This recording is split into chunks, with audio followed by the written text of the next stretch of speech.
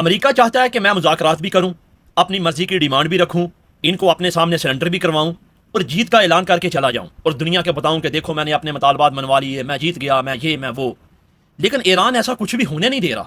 میں حیران ہوں ایرانیوں کی دلیری کے اوپر کہ وہ سپر پاور کہہ رہی ہے کہ آؤ میرے ساتھ مذاکرات کرو، اور ایرانی کہہ رہے ہیں نہیں، پہلے ہمارا یہ مطالبہ مانو، پہلے یہ مانو، پہلے یہ مانو، اور وہ جائز مطالبات ہیں۔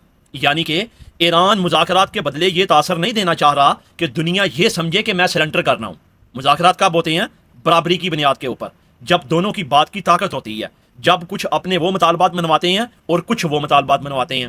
لیکن مسئلہ یہ ہے کہ ٹرمپ اب بری طرح پھنس چکا ہے، اور یہ پھنس اس چیز سے گیا ہے اپنے اوور کانفیڈنس کی وجہ سے، اپنی مس کیلکولیشن کی وجہ سے۔ اس کا خیال یہ تھا کہ میں حملہ بھی کروں گا، رجیم بھی چینج کروا لوں گا، بعد میں آسانی سے نکل بھی آؤں گا، لیکن ایسا ہو نہیں رہا۔ اب یہ اس نوعیت کے اوپر آن پہنچا ہے کہ اگر یہ جنگ کرے دوبارہ تو بھی یہ مارا جائے گا مطلب کہ اپنی طاقت کھو بیٹھے گا، اور اگر یہ اسی صورتحال میں رہے تو دنیا میں یہ تاثر جا رہا ہے کہ سپر پاور اپنی ہار مان کے جا رہی ہے۔ اب اگر یہ تاثر جائے گا تو سپر پاور کی طاقت تو ختم ہوگی، اس کا شرازہ تو بکھر گیا۔ آلریڈی وہ یورپی یونین، وہ نیٹو، وہ دوسرے ملک جو اس کے ایک اشارے کے اوپر اپنی فوجیں روانہ کرتے تھے، وہ برطانیہ، وہ جرمنی، وہ فرانس، وہ کینیڈا، آج وہ آنکھیں دکھا رہے ہیں۔ اٹلی جیسے، فرانس جیسے ملک جو ہے نا، اسپین جیسے ملک اپنے معاملات علیحدہ سے جا کے حل کر رہے ہیں ایران کے ساتھ، وہ اس کی طرف نہیں دیکھ رہے۔ پہلے دنیا کے سارے معاملات یہ حل کرتا تھا، اس کے لوگ جاتے تھے تو دنیا کے معاملات حل ہوتے تھے۔ اب دھمکیاں لگا رہا ہے۔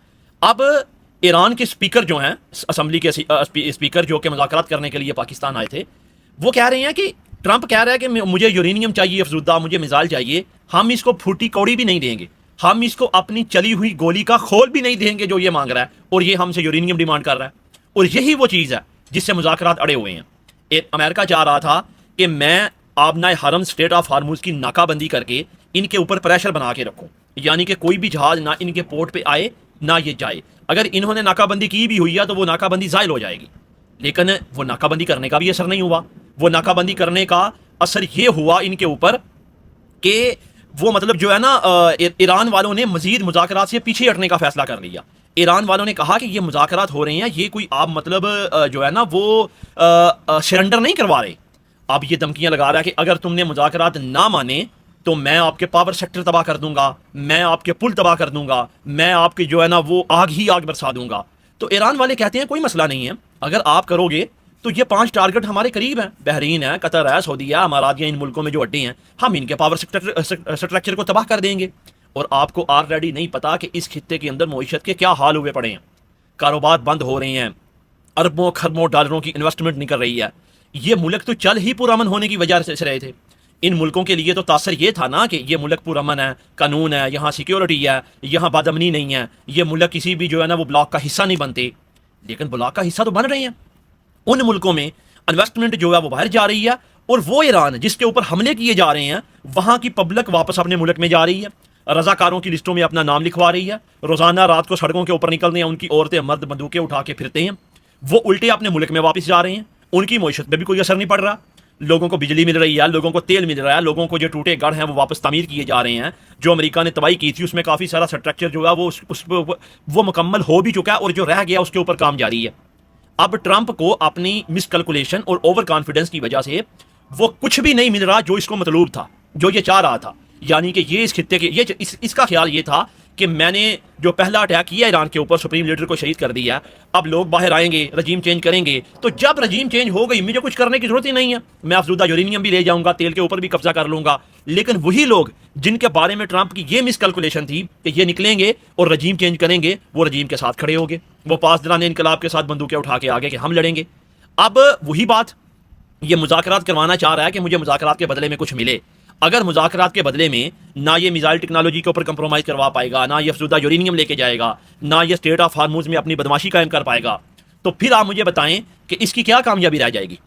یہ تو پھر ایک قسم کی جو ہے نا اعلان ہار کا اعلان کر کے جائے گا نا۔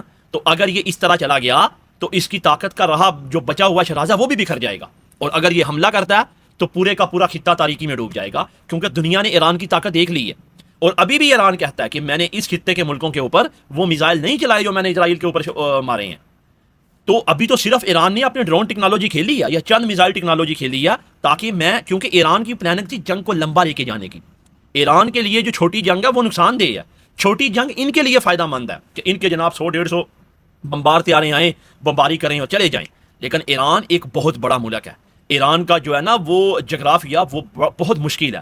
ایران کے دو اطراف پہ اتنے مضبوط قسم کے پہاڑ ہیں کہ دنیا سوچ بھی نہیں سکتی. ان پہاڑوں میں کیا آیا، اگر B-2 بمبار طیارے جتنے مرضی بھی بم ماریں تو کوئی فرق نہیں پڑنے والا. وہ اتنے مضبوط کنکریٹ کے پہاڑ ہیں، اور ان کے کئی 100 کلومیٹر نیچے جو ہیں وہ ان کی میزائل ٹیکنالوجی ہے، ان کے میزائل کا ذخیرہ ہے، ان کے ڈرون کا ذخیرہ ہے.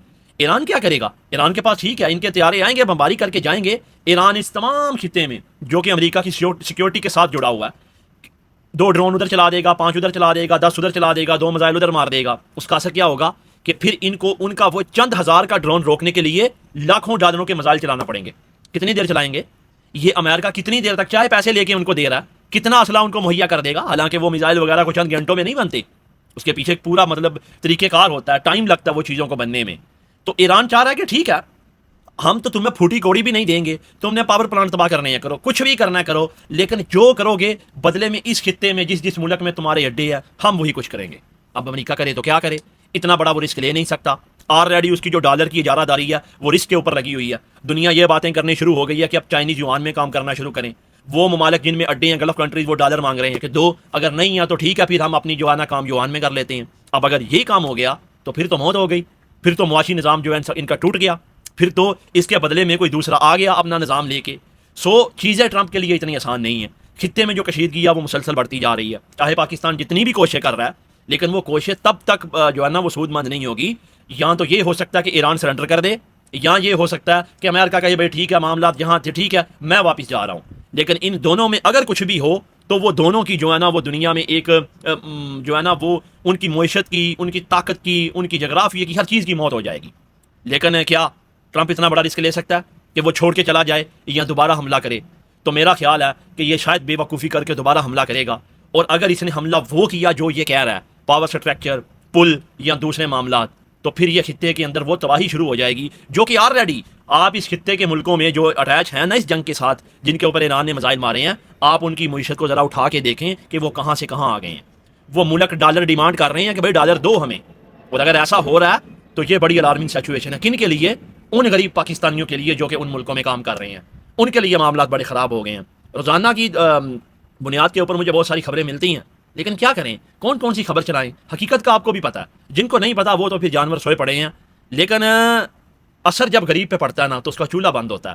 جب اس کا چولہا بند ہوتا ہے نا تو پھر اس کے بیوی بچے کیا کریں گے؟ یہ بڑی الارمنگ سچویشن.